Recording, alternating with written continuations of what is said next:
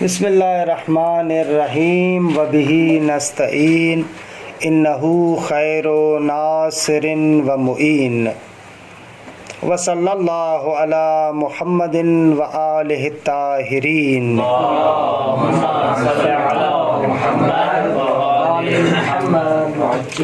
خوب آغا مرحوم مظفر اس مقدماتی بحث کے آخر میں خود غور و فکر کی تعریف کرتے ہیں کہ غور و فکر کسے کہتے ہیں. ہم لوگ جو کہتے ہیں کہ بابا میں غور کرتا ہوں، میں فکر کرتا ہوں، یا جو نظری علوم ہیں ان میں غور و فکر کی ضرورت پڑتی ہے. سوال غور و فکر خود کیا ہے؟ غور و فکر کسے کہتے ہیں؟ میں غور کرتا ہوں یعنی کیا کرتا ہوں؟ یعنی واقعاً کوئی غور و فکر کوئی بہت بڑی چیز ہے جس کو میں اٹھاتا ہوں، یا غور و فکر کرتا ہوں تو بالآخر کیا ہوتا ہے، کیا کرتا ہے انسان؟ اس سوال کا جواب دیتے ہیں. اگرچہ ہم لوگ یہ مطلب اجمالی طریقے سے خود گزشتہ منطق میں پڑھ چکے ہیں.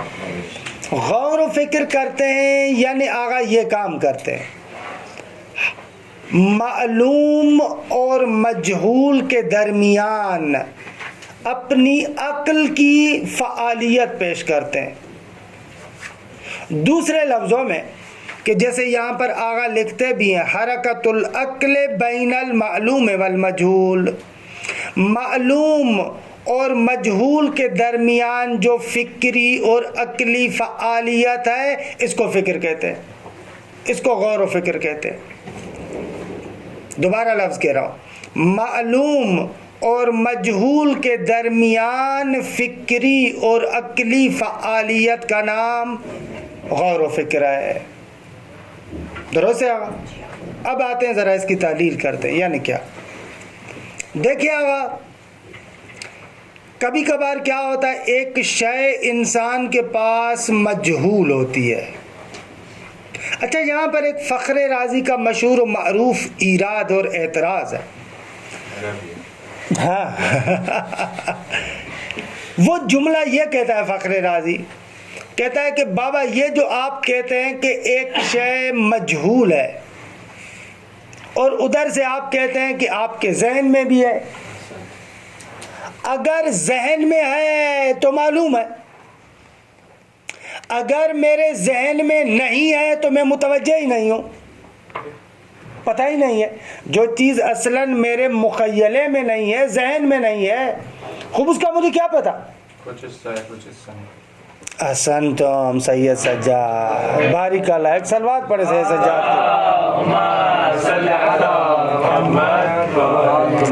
خوب. فخر رازی کا جواب انہوں نے 2 منٹ میں دے دیا. واہ واہ، ایسے ہی ہے. دیکھیں کبھی کبھار ایک شے ہمارے ذہن میں ہوتی ہے، جس اعتبار سے ذہن میں اس اعتبار سے معلوم ہے، لیکن اسی شے کے اندر کچھ زاویے ایسے ہیں جو میرے لیے روشن نہیں ہے اس اعتبار سے. بس ایک شے من جہتن ایک زاویے سے معلوم ہوتی ہے، ایک زاویے سے مجہول ہوتی ہے. یہ کاملاً ہو سکتا ہے. اس کی مثال ابھی دیتا ہوں. جیسے مثلاً خدا، خوب اصل وجود خدا میرے لیے معلوم ہے، میرے ذہن میں کہ خدا ہے، لیکن اس خدا کے بارے میں وہ کیسا ہے؟ آیا مادی ہے یا مادے سے فوق ہے؟ جسم رکھتا ہے یا جسمانیت سے بالاتر ہے؟ آگا وہ ہر چیز کا علم رکھتا ہے یا بعض چیزوں کا علم رکھتا ہے، بعض چیزوں کا نہیں رکھتا؟ خوب یہ اب جتنے زاویے ہیں یہ زاویے میرے لیے مجہول ہے، مجھے پتہ نہیں. لیکن یہ بات کہ خدا ہے، خوب یہ میرے لیے معلوم ہے. تو تقریباً جو بھی مجہول ہوتی ہے وہ اس میں ایسے ہوتا ہے کہ من جہتن وہ شے آپ کے لیے معلوم ہوتی ہے، اور پھر من جہتن وہ آپ کے لیے کیا ہے؟ مجہول ہے. ایک زاویے کے اعتبار سے میرے لیے روشن ہے، دوسرے زوایا بہت سارے ایسے جن کے اعتبار سے میرے لیے وہ چیز مجہول ہوتی ہے. وگرنہ مجہول مطلق جو چیز اصلاً ذہن میں نہ ہو اس کے بارے میں تو انسان متوجہ نہیں ہوتا. درست ہے؟ جتنے بھی ہم مجہولات کہتے ہیں وہ ایک جہت سے من جہتن مجہول ہے، من جہتن معلوم ہے. یہ اس میں آپ ایک معلوم ہوتا ہے ایک مجہول ہوتا ہے نا جی معلومات کا ہمیں پتہ ہے ٹھیک ہے پھر مجہول کے اندر معلوم ہوتا ہے ہمارے بھلے اسی مجہول میں ایک زاویہ معلوم ہے ایک زاویہ مجہول ہے. یعنی آپ جو کہہ رہے ہیں وجود خدا یعنی خدا کا جسم رکھنا یہ معلوم ہے یہ مجہول ہے پتہ نہیں ہے. مطلب خدا ہے یہ تو معلومات میں سے ہوگی یہ معلوم ہے لیکن وہ اسی کے بارے میں بات کر رہے ہیں لیکن اسی خدا کے بارے میں گفتگو کر رہے ہیں اسی خدا کے بارے میں آیا جسم رکھتا ہے یا نہیں رکھتا میرے لیے مجہول ہے. تمام چیزوں کا عالم ہے یا بعض چیزوں کا عالم ہے میرے لیے مجہول ہے. آیا قادر علی الاطلاق ہے یا قادر علی الاطلاق نہیں ہے یہ مثلا میرے لیے مجہول ہے. تو انہوں نے تفکر کا کیا کہا پھر کس نے فخر رازی نے تفکر وہ یہی کہتا ہے لیکن اس کو اشتباہ یہ ہو رہا تھا کہ بابا مجہول کی بات آپ کیسے کر رہے ہیں. اس کا کام یہ تھا کہ شبہات ایجاد کرے نا تو شبہ کے لحاظ سے کہہ رہا ہے جو چیز تمہارے ذہن میں اصلا نہیں ہے جو اصلا نہیں ہے ذہن میں اس کا تو مجھے پتہ ہی نہیں ہے. اس کی جو چیز مجہول ہے مطلق ہے آپ کے ذہن میں ہی نہیں ہے بات خوب اس کی طرف تو آپ متوجہ نہیں ہوتے اور جو چیز آپ کے ذہن میں ہے وہ تو معلوم ہے مجہول نہیں ہے. پھر یہ کیا کہہ رہے ہیں کہ آپ جو ہے وہ کیا ہے معلوم اور مجہول کے درمیان آ کر آپ کی فکر فعالیت کر شبہ مجہول نہ داری. جو چیز مجہول مطلق ہے وہ آپ کے ذہن میں نہیں ہے جو آپ کے ذہن میں ہے وہ مجہول نہیں ہے. تو جواب اس کا یہ کہ ناغا جان ایک منٹ ناغا جان جو چیز میرے ذہن میں اس میں ایک زاویہ معلوم ہے ایک زاویہ مجہول ہے. مجہول زاویے کے اعتبار سے میں تفکر کرتا ہوں اور میرا ذہن فعالیت کرتا ہے. جی عزیزم بے فرمائیں. اگر یعنی کہیں کہ وجود خدا جو ہے میرے لیے معلوم ہے اصل وجود ٹھیک ہے کیفیت وجود خدا میرے لیے معلوم نہیں ہے ٹھیک ہے مجہول ہے تو بس یہ جو مجہول ہے کیفیت خدا یہ میرے ذہن میں نہیں ہے.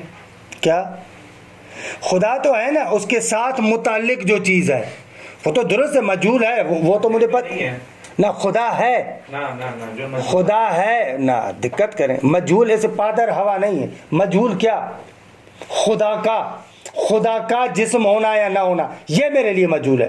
اس اعتبار سے یہ چیز میرے ذہن میں میرا ذہن متوجہ ہے کہ کس مجہول کے بارے میں بات کر رہا ہوں.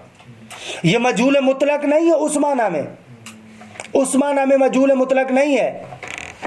درست ہے آپ تو آقا پھر اس کو چینج کر کے معلومات کے درمیان اپنی عقل کی فعالیت نہ معلومات کے درمیان کیا کرنا ہے اس کو وہ تو مجھے معلوم ہے. معلومات کے درمیان فعالیت کریں گے تو مجہول تک پہنچیں گے. وہ درست ہے کہ ہم کریں گے کیسے اس مجہول کو معلوم بنائیں گے کیسے لیکن ابھی ذکر کریں گے کہ یہ جو ذہن فعالیت کرتا ہے اس وقت فعالیت کرتا ہے جب مجہول بھی ہو. ابھی اس کو عرض کرتے ہیں تھوڑی سی نہ ایک منٹ میری بیان پورا ہو جائے اس کے بعد آپ سوال کریں. کوشش کریں میں بیان اپنا مکمل کر لوں اس کے بعد آپ سوال کریں. اچھا یہاں پر یہ جو ہم فکر کے بارے میں کہتے ہیں کہ غور و فکر یعنی معلوم اور مجہول کے درمیان انسانی ذہن اور انسانی فکر کی فعالیت کرنا اس کی تھوڑی سی میں وضاحت کروں اس کے بعد آپ سوال کریں. اچھا فکر وہاں پر آپ کرتے ہیں جہاں پر ایک شے آپ کے لیے ناآشنا ہو مجہول چیز ہو. غور و فکر کے لیے بنیادی ترین ایک چیز یہ ہے کہ آپ کے پاس مجہول شے ہونی چاہیے وگرنہ فعالیت کرنا مانا ندارت. آپ کیوں فعالیت کر رہے ہیں کس کے لیے فعالیت کر رہے ہیں حتماً کوئی ایک گرہ ایک کور ہے ایک جسے کہیں کہ ایک ابہام ہے ایک چیز آپ کے لیے کھلی ہوئی نہیں ہے واضح نہیں آپ اس کو واضح کرنا چاہتے ہیں.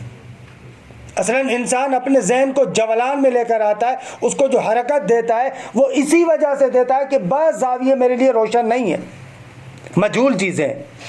تو بس فکر وہیں پر ہوتا ہے جہاں پر ایک چیز آپ کے لیے مشکل ہو مجہول ہو اس مشکل اور مجہول کو آپ معلوم کرنا چاہتے ہیں تبھی آپ اپنے ذہن کو حرکت میں لائیں گے.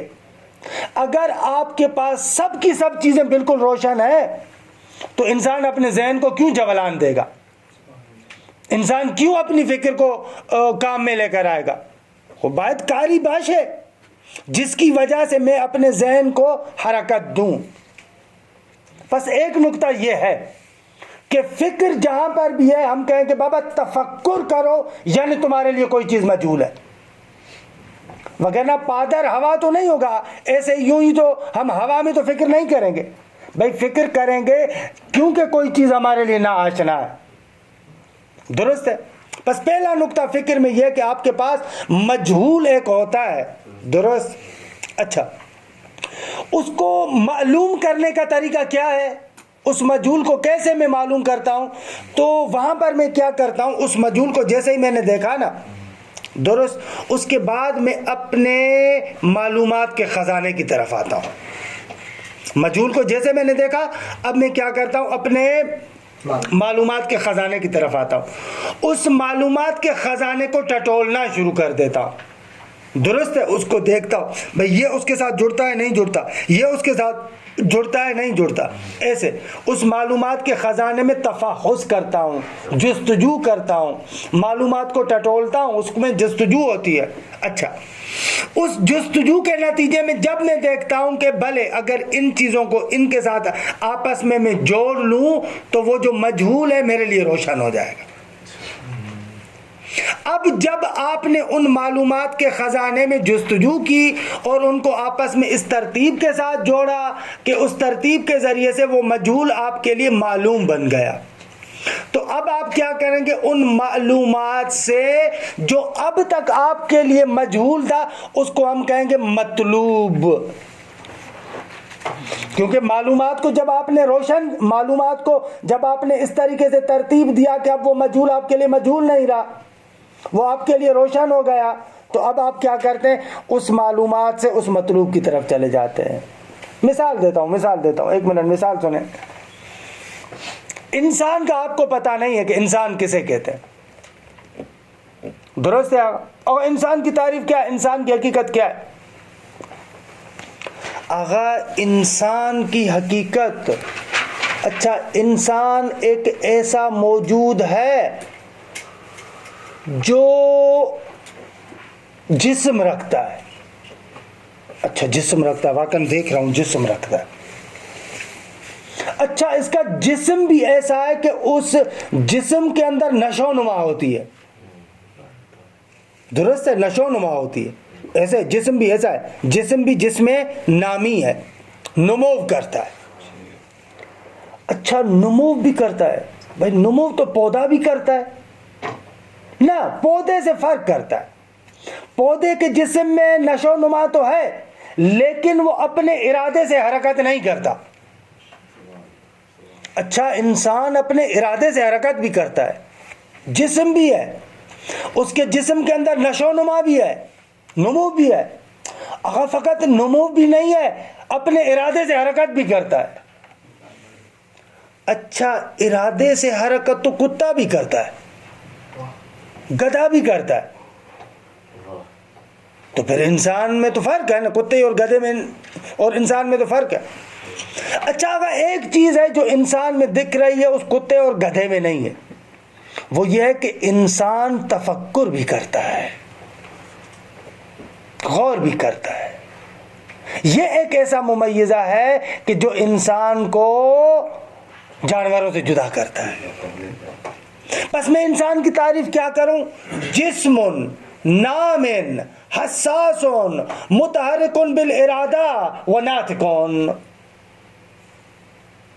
ایسے میں انسان کی تعریف کرتا ہوں. بس یہ جو معلومات تھی میرے پاس, جسم نام حساس متحرک بالارادہ و ناطق, ان کو میں نے آپس میں اس طریقے سے جوڑا, وہ انسان جو اب تک میرے لیے مجہول تھا معلوم بن گیا. اگر یہ لمبی عبارت ہو گئی, جسم نام حساس متحرک بالارادہ, ایک ایسا لفظ لے کر آؤں جو اس سب کو شامل ہو, ہے کون سا, حیوانون. حیوان ایسا لفظ ہے جو جسم نام حساس متحرک بالارادہ ان سب کو بیان کرتا ہے. اچھا میں نے ان چاروں چیزوں کو ہٹا دیا, ان کی جگہ پر رکھ دیا حیوان. انسان کی تعریف کیا کی, انسان کی تعریف کی حیوان و ناطق. خوب, اس عمل کو ہم کہتے ہیں تفکر. اگر کسی کو سوال ہو تو بسم اللہ. اگر ایک تفکر مثال کے طور پر اس مجہول چیز میں کیا جا رہا ہے, کسی بھی پہلے سے جو سوال ہے, ایک تفکر ہے جو نئی چیز بنانے کے لیے, جیسے ہم شعر لکھ رہے ہیں یا کچھ لکھ رہے ہیں, اس میں جو تفکر کیا جا رہا ہے اس میں تو کوئی چیز مجہول نہیں ہے ہمارے لیے. خوب, نئی چیز بنا رہے ہیں یعنی کیا کر رہے ہیں آپ, اس کو تھوڑا سا کھولیں. جیسے شعر لکھ رہے ہیں ہم, تو کیا شعر وغیرہ لکھ رہے ہیں, شعر تو اس وقت تفکر جو کر رہا ہوں اس میں تو ہمارے لیے کوئی چیز مجہول نہیں ہے. مجہول ہے آپ کے لیے. آپ کو پتہ نہیں ان الفاظ کو کیسے جوڑوں, ان کے اندر قافیہ کیسے بناؤں, ان کا ردیف کیسے درست کروں, کون سے الفاظ کا چناؤ کروں, اپنے احساسات کو منتقل کرنے کے لیے الفاظ کے اندر ردھم کیسے ہونا چاہیے, ساؤنڈ کیسے آنا چاہیے, یہ ساری چیزیں مجہول ہیں. مطلوب اس میں بس انسان ہوگا, مطلوب انسان ہے, اس کی تعریف کرنا ہے. جس کو ہم معلوم کرنے لگتے ہیں اس کو مطلوب بولتے ہیں, اس کو مطلوب کہتے ہیں. آپ طلب جس کو کرنا چاہتے ہیں. خوب, ہماری ان تمام باتوں کو اگر دوسرے لفظوں میں کہیں تو ایسے بھی کہہ سکتے ہیں کہ آقا جب بھی آپ تفکر کرتے ہیں 5 مراحل سے گزرتے ہیں. کیا کرتے ہیں؟ 5 مراحل سے گزرتے ہیں. حالانکہ روز بروز ہم لوگ تفکر کرتے ہیں, لمحہ بلمحہ. اصلاً انسان تفکر سے جدا نہیں ہو سکتا, لیکن تھوڑا غور تو کرے کہ اس تفکر کرنے میں کرتا کیا ہے. اگر غور کریں گے تو آپ کو پتہ چلے گا 5 کام کرتے ہیں. پہلے تفکر وہاں پر آتا ہے جہاں پر مشکل کے ساتھ برخورد کرے, مشکل کے ساتھ مواجہہ ہو, برخورد ہو, روبرو ہو, مشکل کے ساتھ سامنا ہو, روبرو ہو مشکل کے. پہلا مرحلہ یہ ہوتا ہے. دوسرے مرحلے میں کلی طور پر اس مشکل کی جنس کو دیکھتا ہے. جنس وہ منطقی پھیلا نہیں کرا جس کو آپ اردو زبان میں بھی جنس کہتے ہیں. انسان کس جنس ہے بھائی؟ یہ انسان آیا گدھے گھوڑے کے قبیل سے ہے یا نہ کچھ اور ہے؟ انسان پتھر ہے, مٹی ہے, پانی ہے, کیا؟ ایسے موٹے موٹے طریقے سے نہ, جنس اس کو کہ عرفی لحاظ سے آپ جیسے کہتے ہیں جنس. ہاں, عرفی لحاظ سے جنس. جی, جنس کا عرفی لحاظ سے یہ کس جنس ہے, کس قبیل سے ہے؟ تشخیص جنس. ہاں بھلے اس کو آپ تشخیص جنس کا ہے, جو بھی آپ نام دیں. دوسرے مرحلے میں انسان کیا کرتا ہے؟ موٹے طریقے سے اس کی جنس کی تشکیل دیتا ہے. مثلا یہ پانی نہیں ہے, یہ انسان پانی کے قبیل سے نہیں ہے, یہ انسان پتھر کے قبیل سے نہیں ہے. اگرچہ قرآن کہتا ہے کہ بعض انسان پتھر ہوتے ہیں, بلکہ پتھروں سے بھی بدتر ہوتے ہیں, ہے نا؟ پانی کا بھی بولتا ہے قرآن کہتا ہے انسان پانی ہے, پانی سے خلق کیا. وہ پانی سے خلق کیا, وہ اور چیز ہے. لیکن خود انسان کہ حجر ہے, بلکہ حجر سے بدتر ہے, ایسے تعبیرات ہیں قرآن. بھلے انسان کیا قلب ہے. خوب, بس دوسرے مرحلے میں یہ کام کرتا ہے. اچھا, تیسرے مرحلے میں کیا کرتا ہے؟ تیسرے مرحلے میں انسان اس مجہول سے اپنے معلومات کی طرف آتا ہے. وہ جو مجہول ہے, مطلوب ہے, جس کے ساتھ اس نے برخورد کی ہے, اس مجہول سے معلومات کی طرف آتا ہے. تیسرا کام. چوتھا کام, ان معلومات کے اندر جستجو کرتا ہے. خوب, جب ان معلومات کو ترتیب دے دیتا ہے اور وہ چیز اس کے لیے روشن ہو جاتی ہے تو 5ویں مرحلے میں اس معلومات سے اپنے مطلوب کی طرف چلا جاتا ہے. بس جب بھی فکر کرتے ہیں تو یہ 5 مراحل آپ کیا کرتے ہیں؟ گزارتے ہیں. اگر یہ آپ کے وجود کے اندر مراحل گزرتے, اتنی سرعت کے ساتھ گزرتے, کبھی کبھار آپ خود بھی متوجہ نہیں ہوتے. اگر ہم آپ کو نہ بتائیں تو آپ کو پتہ, ہم یعنی منطقی, درست ہے, تو پتہ ہی نہیں چلتا کہ واقعی میں یہ کام کرتا ہوں. ایک بزرگوار تھے ہمارے, عارف گزرے ہیں, آس احمد کربلائی. یہ آپ علماء سے سنتے ہیں. ایک مرتبہ کہتے آش محمد حسین اصفہانی, دوسری مرتبہ کہتے آس احمد کربلائی. اس آش اور آس کا کیا مطلب ہوتا ہے؟ آش یعنی آغا شیخ, آس یعنی آغا سید. اس کو مخفف کرتے ہیں اکثر بزرگان اس طریقے سے کہتے ہیں, آش محمد حسین اصفہانی کمپانی, آس احمد کربلائی. درست ہے؟ تو جی تھوڑی سی زحمت کر دیں تو پورا بن جائے. نہیں, یہ ہے چلتا ہے, تخفیف ہوتی ہے. درست ہے. آغا سید, آس احمد کربلائی, آش محمد حسین اصفہانی کمپانی. ان دونوں بزرگان کا آپس میں کسی مسئلے میں مناظرہ ہوا تھا. آس احمد کربلائی یہ تھا عارف, کربلا میں رہتے تھے, اور آش محمد حسین اصفہانی کمپانی یہ تھے فلسفی اور اصولی, نجف میں رہتے تھے. اور آش محمد حسین اصفہانی کمپانی، آج کل آپ بھی اشعار پڑھتے ہیں لیکن ان کا عربی میں اور فارسی میں جو آل بیت کی مدحت میں دیوان ہے، انسان دیوانہ ہو جائے، ایسا دیوان ہے، اتنے فضائل ہیں۔ علامہ محمد حسین طباطبائی رحمۃ اللہ علیہ صاحب تفسیر المیزان کے استاد تھے، آغا محمد حسین اصفہانی کمپانی استاد ہیں سب کے، علامہ طباطبائی کے استاد تھے، آغا بہجت کے بھی استاد تھے، آغا خوئی کے استاد تھے، ان تمام بزرگان کے نجف کی ایک بہت بڑی شخصیت تھی۔ آپ نے عارف تو دوسرے والے کا بتایا، ہاں عارف دوسرا بتایا، یہ فلسفی بھی تھے اور اصولی بھی تھے، یہ آش محمد حسین اصفہانی کمپانی، درست ہے۔ دوسرے تھے آس احمد کربلائی، وہ عارف تھے، بزرگوار، وہ بھی فقیہ تھے لیکن بہرحال عارف بھی تھے۔ کسی آپ جیسے ذوقین بندے نے مرحوم آخوند خراسانی، نام سنا ہے آخوند خراسانی؟ صاحب کفایت الاصول کے جو مؤلف ہیں آخوند خراسانی کہتے ہیں، درست ہے۔ خوب ان سے عطار نیشا پوری کے ایک شعر کی شرح پوچھی، یہ سننے والا قصہ مزیدار، اس سے شعر پوچھی کہ اس شعر کا مطلب کیا ہے، انہوں نے مختصر سا معنی بتا دیا۔ اچھا، وہ بھی ذوقین آدمی تھا، وہ شعر اور آخوند خراسانی کی شرح لے کر مثلا آش محمد حسین اصفہانی کے پاس آیا کہ آپ کیا کہتے ہیں، اس نے کچھ اور تفصیل لکھ دی، فلسفی آدمی تھا۔ مرحوم آخوند خراسانی اصولی، یہ آغا آش محمد حسین اصفہانی اصولی بھی ہے لیکن فلسفی۔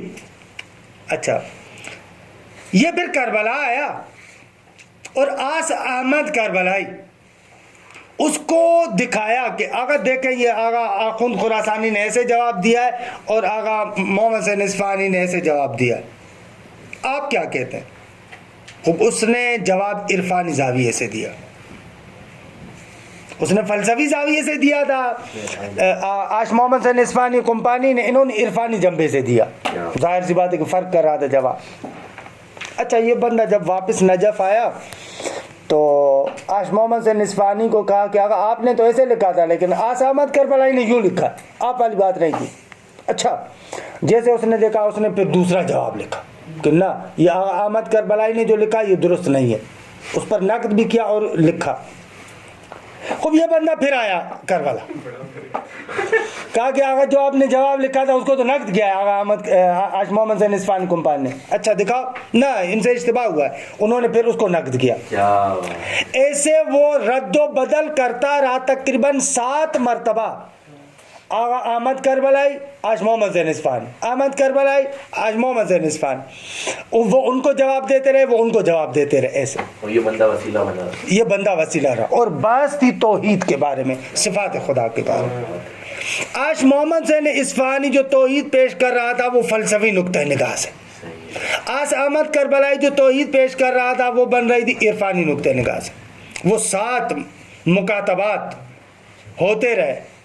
اچھا، علامہ طباطبائی جب قم میں تھے تو جو ذوقین افراد تھے شبہ جمعہ ان مکتوبات کی تدریس کرتے تھے، پڑھاتے تھے انہی مکتوبات ان مکتوبات کو۔ بابا وہ اب کسی عام بندے کے لکھے ہوئے تو نہیں تھے، آصف علوی کے تو لکھے ہوئے نہیں تھے۔ ایک اپنے زمانے کا فلسفے میں علم تھا، دوسرا اپنے زمانے کا عرفان میں علم تھا، تو اس نے فلسفی توحید کو پیش کیا، اس نے عرفانی توحید کو پیش کیا۔ علامہ تدریس کرتے تھے، اس کو بعد میں نام دیا گیا محاکمات کا، گویا کہ دونوں کے درمیان فیصلہ کر رہے تھے۔ خوب، یہ بعد میں علامہ بھی پورے مکتوبات کی تدریس نہیں کر پائے، حالانکہ اس دنیا سے چلے کہ کچھ مکتوبات رہ گئے، جو کچھ مکتوبات رہ گئے ان مکتوبات کی تدریس کی علامہ کے شاگرد نے، علامہ تہرانی، جن کی کتاب آپ دیکھتے ہیں نا، یہ امامت ہے، امام شناسی، امامت شناسی، اللہ شناسی، یہاں پر کتابیں پڑھی ہوئی ہیں۔ علامہ تہرانی مشہد میں ہوتے تھے، بزرگوار، انہوں نے تدریس کی۔ بعد میں یہ کتاب چھپی جو خود علامہ کے شاگرد نے، علامہ تہرانی نے، علامہ طباطبائی کے شاگرد علامہ تہرانی نے کتاب چھاپی توحید علمی و توحید عینی. کیا؟ توحید علمی و توحید عینی. ایک طرف فلسفی توحید، ایک طرف عرفانی توحید. ان دونوں بزرگان کے مکتوبات اور اس مکتوبات کے بعد علامہ نے جو درس پڑھائے وہ محکمات، پھر جو علامہ سے رہ گئے خود انہوں نے جو شرح کی، ان تمام کے مجموعے کو چھاپ دیا توحید علمی اور عینی کے نام سے. اور یہ کتاب ہمارے وہ جو کلام والا بخش ہے نا وہاں پر پڑی ہوئی ہے، توحید علمی و عینی. ہاتھ اٹھا کے. عینی یعنی مشاہدے والی توحید، عارف کی توحید. علمی یعنی وہی فلسفی، جاننے والے کی، فکر والے کی توحید. کتاب خوندنی ہے، خیلی خوب ہے. اچھا، وہاں پر یہ ساری باتیں ہم نے کی آپ کو. ایک تو اس کتاب سے بھی آشنائی کرائے کہ اس کتاب کو حتماً دیکھیے گا. ارے تھوڑا سا ہاتھ لگا لیجیے گا جتنی سمجھ میں آئے. ٹھیک ہے، تو یہ تھوڑا سا دیکھ لیجیے گا. وہاں پر آغا آس احمد کربلائی نے ایک جملہ لکھا کسی باز کے ذیل میں آش محمد حسین اصفہانی کمپانی کو. اس جملے کی وجہ سے یہ پوری کہانی آپ کو بتائی. وہ جملہ یہ تھا کہ میں قربان جاؤں تمہاری اس حقیقت سے کہ جس حقیقت سے تو خود نہ آشنا ہے. میں قربان جاؤں یا قسم ہے مجھے تمہاری اس حقیقت کی کہ ازش خبر نہ داری جس سے تو خود واقف نہیں ہے. تو اسی طریقے سے ہم لوگ فکر کرتے ہیں ہم قربان جائیں آپ کی فکر پر کہ جس سے آپ خود آشنا نہیں ہے. ایسے ہوتا ہے. خوب دیکھیں بھارت کو. ہاں شما آسی دیئے. آغا احمد کربلائی نے کہا یہ جملہ ہے. ظاہر سی بات ہے عارف ہی کہہ سکتا ہے. وہ بھی بزرگوار تھے. آغا آش محمد سے اصفہانی کمپانی خیلی مرد قوی بود، خیلی مرد بزرگی بود. اگر عرفان بغیر فلسفے کے پڑھا جا سکتا ہے؟ نہ آج کل تو نہیں پڑھا سکتا. یعنی پہلے فلسفہ پھر ہی عرفان. بھلے وہ خود فلسفی بھی تھا، یعنی اسی لیے آس احمد کربلائی خود فلسفی بھی تھا. بھلے وہ بھی تھا، یعنی ایسے نہیں ہے. لیکن بہرحال بعض مبانی پر اختلاف ہوا. لیکن بقول علامہ طباطبائی کے فلسفے کے اندر جتنے اس کے ترکش میں تیر تھے انہوں نے وہ سارے تیر چلائے تھے اس عرفانی مبنے پر. اور آس احمد کربلائی نے ان کا خوب دفاع کیا، خوب جواب دیا. مزیدار ہے واقعا. خوب یہ وادی ہے آگا، وہاں پر انسان آئے بحثوں کو پڑھے حل و فصل کرے، خوب مزہ آتا ہے تب کہ یعنی کیا ہے، کس طریقے سے، کیسے. خوب عجیب و غریب فضا ہے، مزہ آتا ہے. اب یہ معقولات، یہ منطق، یہ وہ ساری چیزیں اس کے لیے ایک پلہ ہے، زینہ ہے، زمینہ ہے کہ باید ان طرف بریم. کب تک ہم لوگ سنی سنائی باتوں پر چلتے رہیں گے؟ کب تک اس طریقے سے اس نے یوں کہا، اس نے یوں کہا؟ بھائی ساری زندگی مجھے قوال بننا ہے کیا؟ اس نے یوں کہا، اس نے یوں کہا، اس نے یوں کہا. ذرا خود ہم حرف نہ زنب. میں خود کیوں نہ بات کروں؟ کب تک میں ایسے کروں گا کہ دوسروں کی باتوں کو بس چبا چبا کر کہتا رہوں گا کہ وہ یوں کہتا ہے، وہ یوں کہتا ہے؟ نہ بابا، قرآن و سنت سے میں یوں سمجھتا ہوں. اللہ میں یوں سمجھتا ہوں، اس کے لیے جو مقدمات ہیں، جو زینہ ہے، وہ ساری چیزیں ہونی چاہیے. لیکن یہ سب آپ کو آمادہ کیا جا رہا ہے اس لیے کہ آپ خود فکر کے اندر استقلال پر پہنچے، خود اپنے آپ کو متن قرآن سے جوڑیں، خود اپنے آپ کو متن حدیث سے جوڑیں، خود اپنے آپ کو واقعا فکری اعتبار سے اتنی ارتقا کریں کہ خود باید حرف داشتے باشید. یہ اہم ہے، یہ نقطہ اہم ہے. البتہ اس کے لیے انسان کو پختہ ہونا ضروری ہے. جو باتیں کی گئی ہیں ان کو اچھے طریقے سے سمجھے، ان کو حل و فصل کرے، تب انسان کہے کہ میں یہ سمجھتا ہوں. ناشیانہ طریقے سے نہ کہے. خوب دیکھیں وقت بھی گزر رہا ہے. تعریف النظر او الفکر، فرماتے نظر یہاں پر وہی غور و فکر کے معنی میں درست ہے. نظر اور فکر کی تعریف. نعرف مما سبق، فرماتے ہیں کہ جو گزشتہ مباحث گزرے ان سے ہم سمجھتے ہیں. نعرف مما سبق، جو گزر چکا اس سے ہم جانتے ہیں. کیا؟ ان النظر، یہ دیکھیے گا لغت میں نظرہ ہے یا نظر ہے، یہ جو درمیان یعنی فعلن کے وزن پر ہے یا فعلن کے وزن پر ہے. ظاہراً نظر ہم لوگ پڑھتے تو ایسے آتے ہیں، لغت میں دیکھیے گا پھر بھی. کل آپ نے انا اور انا کا پوچھا تھا. ہاں یہ انا ہے. آسان درست درست ہے، لیکن تلفظ انا ہے. ان النظر او الفکر کہ المقصود من ہو، اس مقصود دو مقصود کیا پڑھو؟ مقصودہ نہ انا جو آ گیا انا جو آ گیا ارے اس کا خبر لے لیں گے ہم مقصود یہ نظر ہے اس کا وہ نہیں ہے نظر کے ساتھ نہیں ہے ہاں مقصود الف لام ہے نا نہ اس کی خبر پھر کیا ہے انا کی اجرا یہ پورے جملہ ہو جائے گا نہ المقصود منہ اجراء عملیت نقلیہ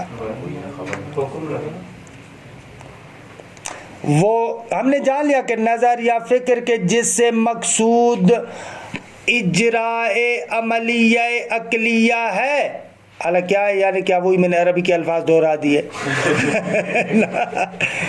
کہ جس سے مقصود کیا ہے کہ عقلی فعالیت کو جاری کیا جائے وہ نظر اور فکر کے جس سے مقصود یہ ہے کہ عقلی فعالیت کو انسان کام میں لائے درست ہے آگا المقصود منہ اجراء عملیت عقلیت فی المعلومات الحاضرہ جو معلومات آپ کے پاس موجود ہیں ان کے اندر عقلی فعالیت کو کام میں لائے درست ہے آگا کیوں عقلی فعالیت کو کام میں لائیں لأجل الوصول الی المطلوب تاکہ مطلوب تک پہنچا جا سکے درست ہے والمطلوب هو العلم بالمجهول الغائب اب مطلوب کیا ہے آپ کا مطلوب یہ ہے کہ جو چیز مجہول ہے غائب ہے آپ سے اس کا آپ کو علم آ جائے درست ہے کہتے ہیں کہ گزشتہ مباحث سے سمجھ میں آیا کہ نظر اور فکر اس چیز کا نام ہے کہ آپ اپنی فکری فعالیت کو کام میں لائیں تاکہ معلومات کے ذریعے سے جو چیز مجہول ہے آپ کے لیے اس کو روشن کریں روشن شد اچھا وَبِتَعْبِيرٍ آخَرَ أَدَقَّ فرماتے ہیں کہ دوسرے الفاظ میں کہ جو دوسرے الفاظ پہلے والے الفاظ سے زیادہ دقیق تر ہے وہ یہ ہے کہ ان الفکر ہوا حرکت العقل بین المعلوم والمجہول آگا فکر یہ ہے کہ عقل کو آپ حرکت دیں عقل کی جو حرکت کرنا ہے یعنی عقل کی فعالیت معلوم اور مجہول کے درمیان جو عقل کی فعالیت ہے اس کو فکر کہتے ہیں وَتَحْلِيلُ ذَلِكَ آئیں اور اس جملے کی تعلیل کریں دیکھیں منطق کا اصل کام یہ ہے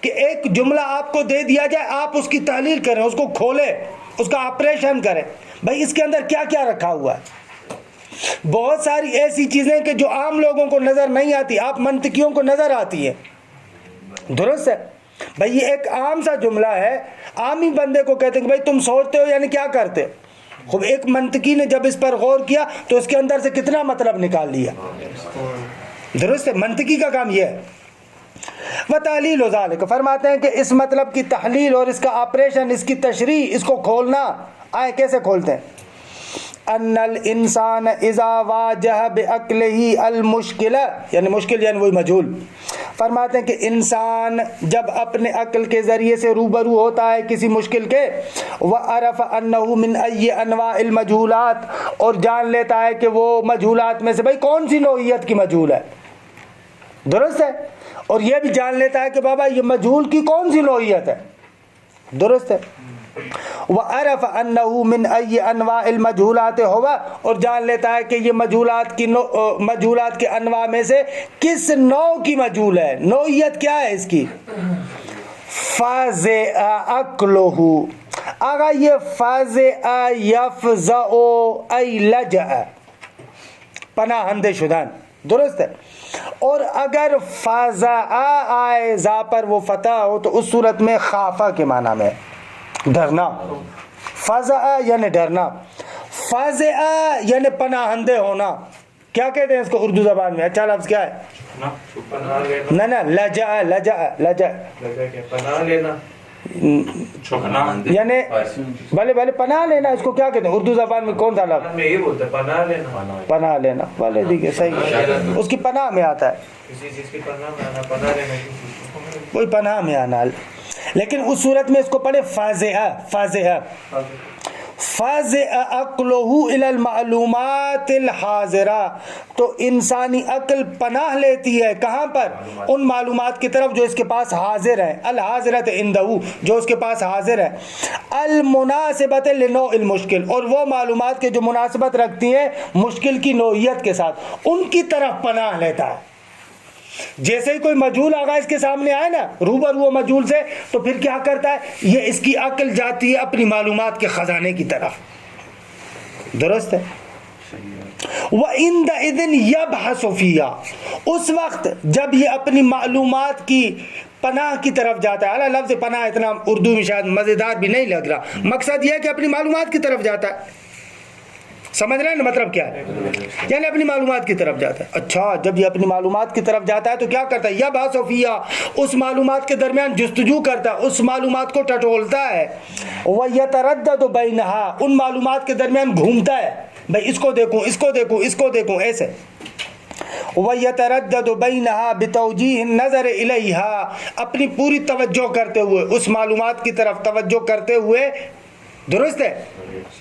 حالا الیہا کو معلومات کی طرف پلٹائیں، درست ہے نا؟ یہ جو معلومات کا خزانہ ہے ان کی طرف توجہ کرتے ہوئے اس معلومات کے خزانے میں گھومتا رہتا ہے۔ وَيَسْعَى إِلَى تَنظِيمِهَا، ان معلومات کو نظم و ضبط دینے کی کوشش کرتا ہے۔ وَيَسْعَى إِلَى تَنظِيمِهَا فِي الذِّهْنِ، خوب اپنے ذہن میں ان کو تنظیم دینے کی کوشش کرتا ہے۔ کیوں تنظیم دینے کی کوشش کرتا ہے؟ حَتَّى يُؤَلِّفَ الْمَعْلُومَاتِ، تاکہ اس معلومات کو تألیف کرے، ملائے۔ تألیف کا معنی یہ ہوتا ہے چند چیزوں کے درمیان الفت ایجاد کرنا، ہے نا؟ مؤلف کسے کہتے ہیں؟ جو مختلف مطالب کو آپس میں جوڑتا ہے۔ محقق اور مؤلف میں فرق ہوتا ہے، درست ہے؟ مؤلف یہ مختلف مطالب کو آپس میں جوڑتا ہے، تو اب یہ بندہ بھی کیا کرتا ہے؟ معلومات کو ایک دوسرے کے ساتھ جوڑتا ہے۔ التی، وہ معلومات کہ تصلح لحل المشکل، جو صلاحیت رکھتی ہیں کہ مشکل کو حل کریں۔ فَإِذَا اسْتَطَاعَ ذَلِكَ، جب اس نے یہ کر لیا، استطاع یعنی استطاعت کسے کہتے ہیں؟ توان فارسی میں آپ کہتے ہیں نا توان، جس کے لیے استعمال کرتے ہیں۔ فَإِذَا اسْتَطَاعَ ذَلِكَ، جب اس کی استطاعت اور طاقت اس کے پاس آ گئی، یعنی جب اس نے یہ کام کر لیا۔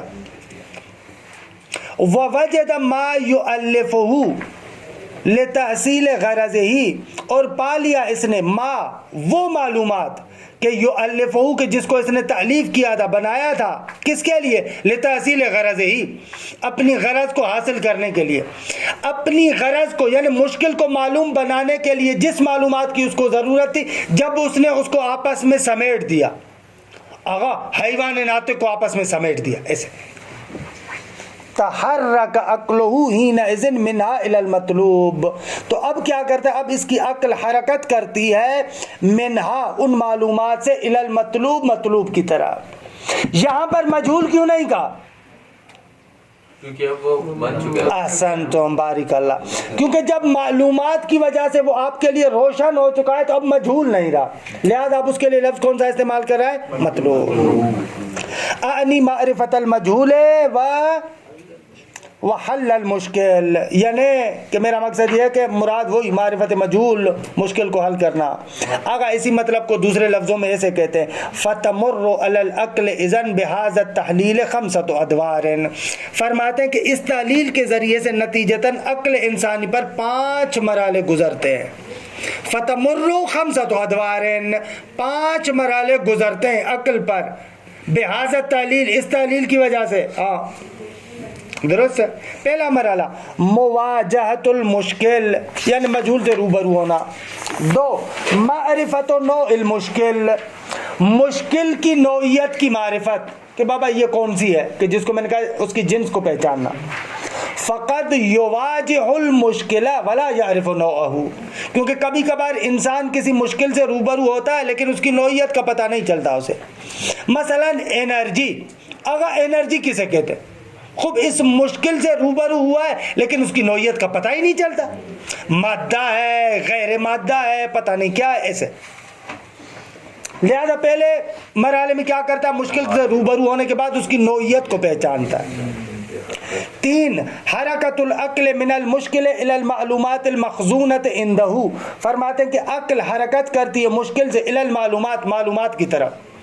کون سی معلومات؟ المخزونۃ عنده، جن کا خزانہ اس کے پاس موجود ہے. اچھا.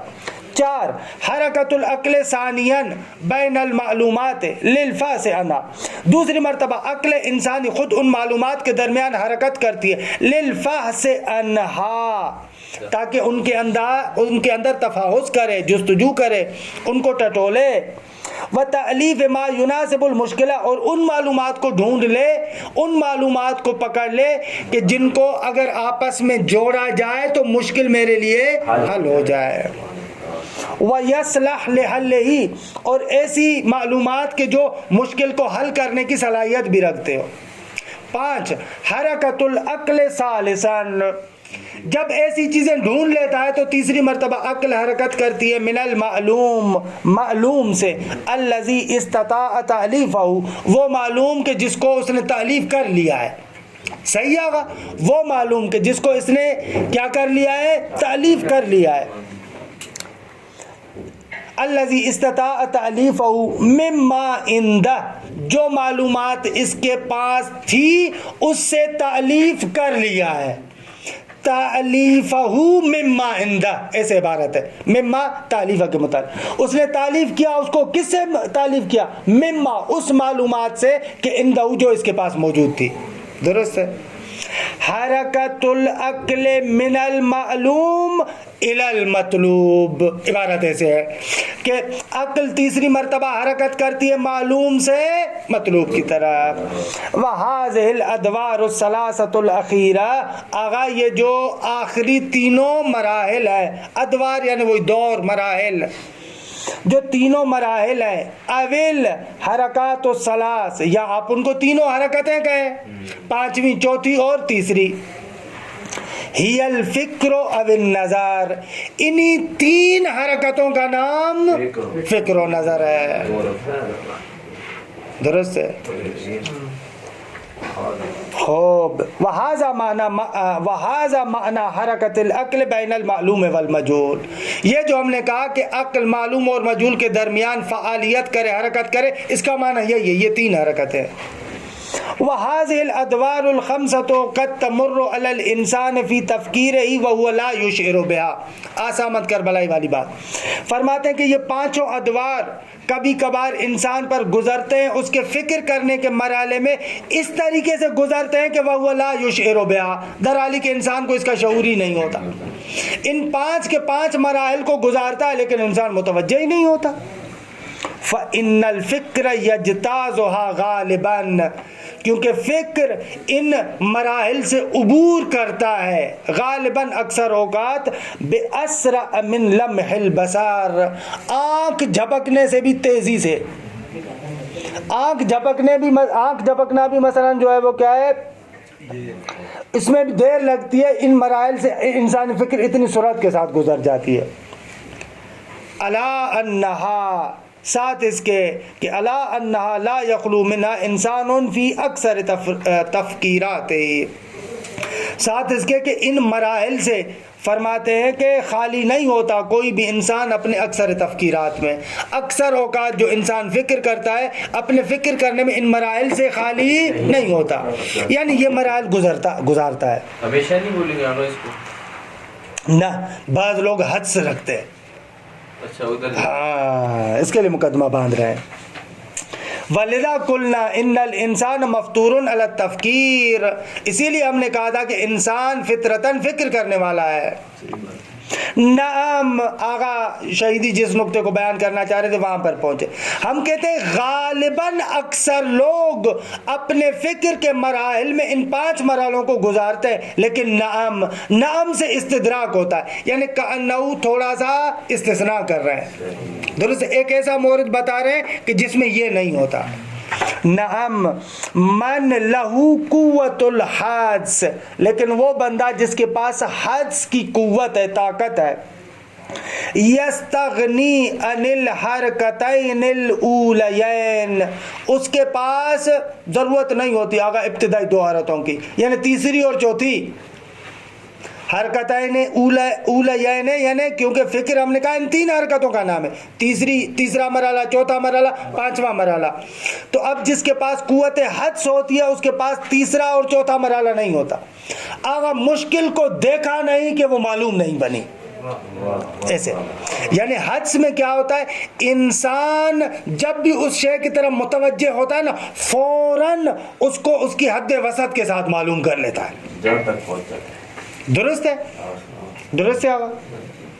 وَإِنَّمَا يَنْتَقِلُ رَأْسًا بِحَرَكَةٍ وَاحِدَةٍ مِنَ الْمَعْلُومَاتِ إِلَى الْمَجْهُولِ، بلکہ وہ ابتداءً منتقل ہو جاتا ہے ایک ہی حرکت سے معلومات سے مجہول کی طرف. کوئی چیز اس کے سامنے آئی نہیں فوراً آپ کے لیے وہ ہو جاتی ہے، معلوم ہو جاتی ہے. وَهَذَا مَعْنَى الْحَدْس، کہتے ہیں حدس کا معنی یہ ہے. فَلِذَلِكَ يَكُونُ صَاحِبُ الْحَدْسِ الْقَوِيِّ أَسْرَعَ تَلَقِّيًا لِلْمَعَارِفِ وَالْعُلُومِ، لہذا وہ بندہ جو حد سے قوی کا مالک ہوتا ہے معارف اور علوم کو حاصل کرنے میں بہت زیادہ سرعت رکھتا ہے. أسرع تلقيًا، تلقيًا یعنی حاصل کرنا، ٹھیک ہے، معارف اور علوم کو حاصل کرنے میں بہت سریع ہوتا ہے، جلدی میں مطلب کو پک کر لیتا ہے. بل ہوا من نوع الالہام، اگر آپ دقت کریں تو یہ ایک طریقے کا الہام ہے حدس. وَأَوَّلُ دَرَجَاتِهِ، اور الہام کا پہلا درجہ ہے. وَلِذَلِكَ أَيْضًا جَعَلُوا الْقَضَايَا الْحَدْسِيَّاتِ مِنْ أَقْسَامِ الْبَدِيهِيَّاتِ. آگا گزشتہ سال ہم نے آپ کو منطق میں پڑھایا تھا کہ بدیہیات ستہ میں سے ایک حدسیات بھی ہے، اسی لیے علماء منطق نے قضایہ حدسیات کو بدیہی میں شمار کیا ہے. لِأَنَّهَا تَحْصُلُ بِحَرَكَةٍ وَاحِدَةٍ، اس لیے کہ یہ آپ کے لیے ایک ہی حرکت کے ذریعے سے معلوم ہو جاتے ہیں. مفاجأةً یعنی بدون تفکر، اچانک یعنی بدون تفکر. من المعلوم الى المجهول عند مواجهة المشكلة من دون كسب وسعي فكري، فرماتے ہیں لأنها تحصل بحركة واحدة، ایک ہی حرکت کے ذریعے سے معلوم ہوتے ہیں، حاصل ہو جاتے ہیں، مفاجأتاً بغیر کسی تفکر کے، اعلیٰ حاصل ہو جاتے ہیں، اس کی طرف پہنچ جاتا ہے. کیسے؟ معلوم سے مجہول کی طرف 2 منٹ میں پہنچ جاتا ہے. جیسے ہی آگا مشکل کے ساتھ وہ روبرو ہوتا ہے وہ چیز اس کے لیے معلوم ہو جاتی ہے. من دون کسب وسعی فکری، کوئی فکری تلاش، کوئی فکری لحاظ سے تفکر کرنے کی ضرورت نہیں پڑتی. فلم یحتج الی معرفت نوع المشکل، اصلاً اس کو ضرورت ہی نہیں پڑتی کہ مشکل کی نوعیت کو پہچانے. دیکھیں میری طرف دیکھیں، یہ مشکل کو دیکھتا ہے نا، اس مشکل کو اس کے حل کے ساتھ فوراً حاصل کر لیتا ہے. اس کو اصطلاحاً کہتے ہیں کہ صاحب حد سے قوی ایک شے کو اس کے حد وسط کے ذریعے سے، حد وسط وہ برہان ہوتا ہے نا، وہ دلیل ہے نا جو اس کو معلوم کرتا ہے، اس شے کو اسی حد وسط کے ساتھ معلوم کر لیتا ہے. ایسے ولا الى الرجوع الى المعلومات عنده وفاسها وتالیفها، اب اس کو ضرورت نہیں پڑتی کہ وہ اپنی معلومات کی طرف رجوع کرے، اس کو ٹٹولے، اس کو آپس میں جوڑے، نہ اس کی ضرورت ہی نہیں پڑتی. وَلِأَجْلِ هَذَا قَالُوا، اسی وجہ سے منطقیوں نے کہا ہے کہ نیچے دیکھیں، ان قضیۃ واحدۃ، ایک ہی قضیہ قد تکون بدیہیۃ عند شخص نظریۃ عند شخص آخر، ایک ہی قضیہ ایک کے پاس بدیہی ہے دوسرے کے پاس نظری ہے. معلوم ہے اگر شہید یہاں پر اعتراض کریں گے، سوال کریں گے، لیکن اس وقت نہیں، آئندہ جلسے میں انشاءاللہ ہے نا کریں گے نا، سوال نہیں کریں گے یا نہیں کریں گے؟ سب کریں گے. ہاں. ان قضیۃ واحدۃ قد تکون بدیہیۃ عند شخص نظریۃ عند شخص آخر. اگر وہ جو قضیہ حدسیہ ہے، جس کے پاس قوت حدس ہے اس کے لیے تو بدیہی ہے، اما جس کے پاس قوت حدس نہیں ہے اس کے لیے کیا ہے؟ نظری ہے.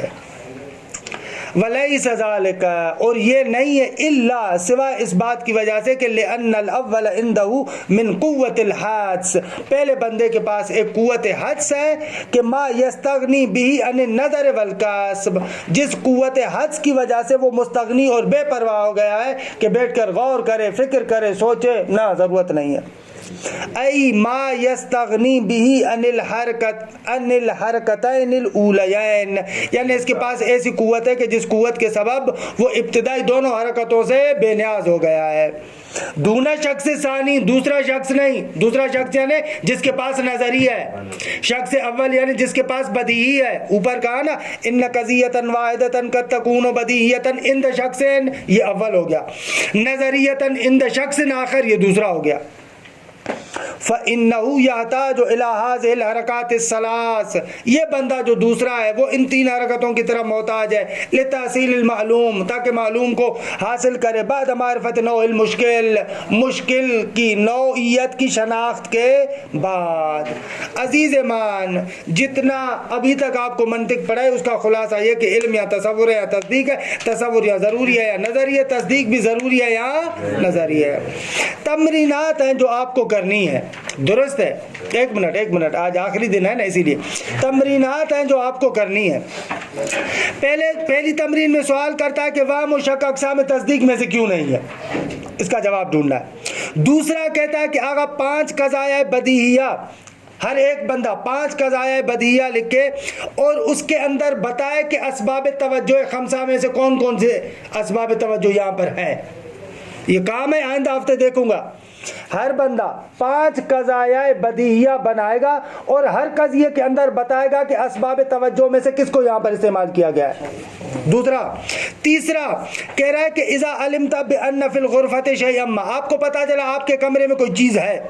بھائی بہت زیادہ آپ نے ٹٹولا جستجو کی، بعد میں آپ کو پتا چلا ارے بھائی یہاں پر تو چوہا تھا. خوب، اب اس کھوجنے کے بعد، ٹٹولنے کے بعد، جستجو کرنے کے بعد جب آپ کو پتہ چل جاتا ہے کہ یہ چوہا ہے، اس چوہے کا علم آپ کا علم بدیہی ہوگا یا نظری ہوگا. خوب، چوتھی تمرین یہ ہے کہ آغا جان کبھی کبھار آپ کو کسی بدیہی کے مقابلے میں شبہ ہوا ہے، اگر شبہ ہوا ہے تو وہ لکھ کر آئیے گا، ٹھیک ہے. 5واں مسئلہ یہ نہیں ہوا ہے تو بناؤ. خوب، پانچواں مرحلہ یہ، 5ویں تمرین یہ کہ فکر اور حدس کے اندر کیا تفاوت ہے. وصلی اللہ علی محمد و آل بیت الطیبین الطاہرین.